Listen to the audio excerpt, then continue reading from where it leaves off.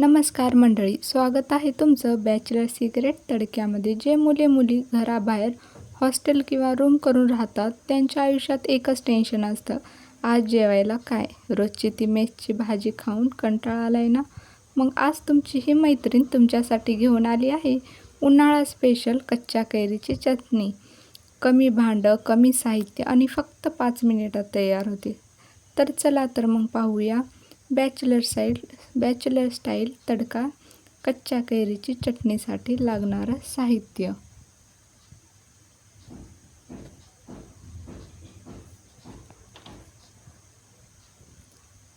तर मी इथे ना 3-4 मध्यम आकाराचे कांदे चिरून घेतलेले आहेत, 1 वाटी शेंगदाणा घेतले, 1 कच्ची कैरी घेतली आहे, 2 हिरव्या मिरच्या आणि 10-12 लसणाच्या पाकळ्या घेतलेल्या आहेत.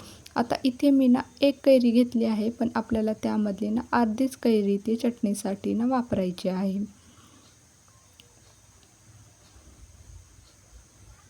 आता आपल्याला कैरीची ना अशी साल काढून घ्यायची आहे आणि साल काढल्यानंतर ना बारीक बारीक ना असे ना तुकडे करून घ्यायचे आहेत कैरीचे.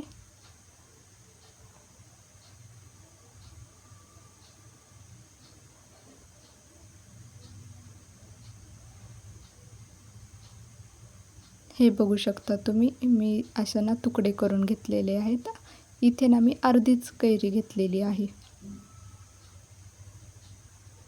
आता इथे मी कढई गरम करायला ठेवली आहे. आता यामध्ये आपण कैरीसाठी ना जे ना शेंगदाणे घेतले होते ना ते ना आपण भाजून घेऊयात.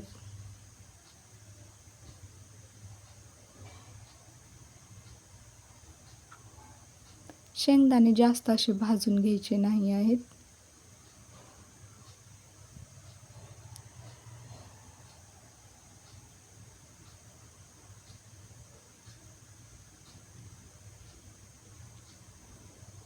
हे बघू शकता, शेंगदाणे असे छान असे भाजलेले आहेत. आता आपण ना मिक्सरच्या भांड्यामध्ये ना कैरी, जे चटणीसाठी साहित्य लागणार होते ते सर्व टाकून घेऊ. इथे मी कैरी टाकून घेतली आहे, 10-12 लसणाच्या पाकळ्या,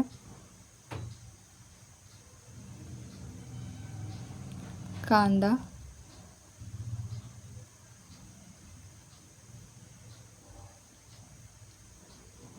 शेंगदाणे,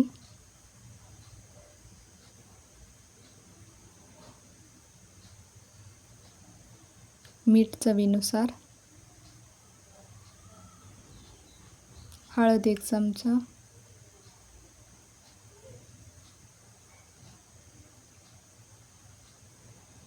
हिरव्या मिरच्या. यामध्ये आपल्याला पाणी टाकायचं नाही आहे, कारण ना मग ना हे ना ज्यूस होऊन जाईल, चटणी नाही राहणार.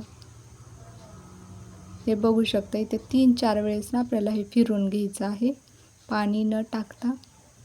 आणि हे बघू शकता, छान असं आपलं ना चटणी तयार झाली आहे. आता यासाठी आपल्याला ना फोडणीसाठी इथे मी ना कढई गरम करत ठेवली आहे. इथे ना मी अर्धा चमचा ना तेल घेतले आहे फोडणीसाठी.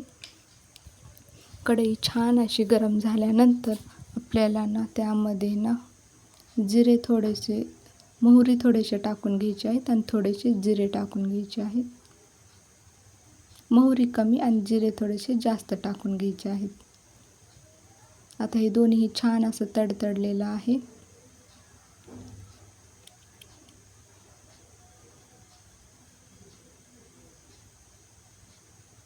आता यामध्ये आपण वाटण टाकून घेऊयात.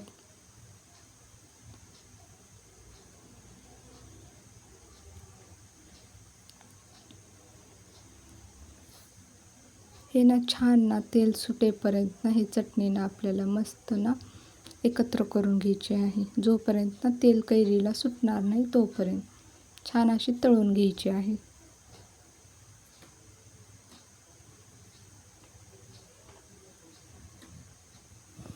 तर मित्रांनो, मेसच्या भाजीला करा टाटा आणि ही चटणी ना नक्की करून बघा. ही चटणी ना चपातीसोबत रोल करून खा किंवा भाकरीसोबत ही खूप छान लागते.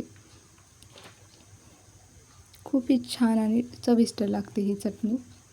नक्की एक वेळेस ट्राय करून नक्की बघा आणि मला कमेंट्स करून सांगा. तुमच्या बाहेर राहणाऱ्या मित्रांना हा व्हिडिओ नक्की शेअर करा. त्यांना ही चटणी खूप आवडेल. आणि अशाच सोप्या जुगाडू रेसिपी आपल्या चॅनेलवर मी घेऊन येत जाईल. तर चॅनेलला नक्की सबस्क्राईब करायला विसरू नका. व्हिडिओ आवडला असेल तर लाईकही करा आणि कमेंटही करा. थँक्यू.